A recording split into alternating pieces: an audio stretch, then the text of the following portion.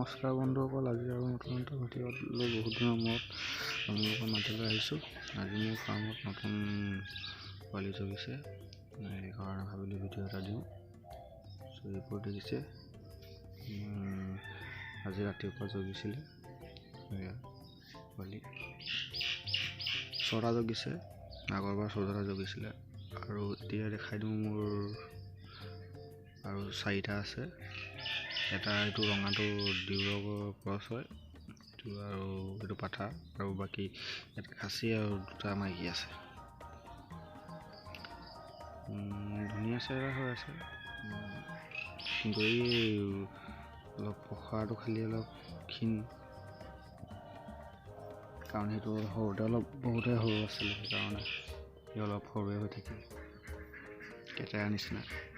আৰু এইজনী মোৰ ছেকেণ্ড প্ৰেগনেণ্ট ফিমেল, আৰু 17 দিনমান পিছত জগিব। এও জগিলে ভিডিঅ' দিম, চাব আপোনালোকে। ধন্যবাদ।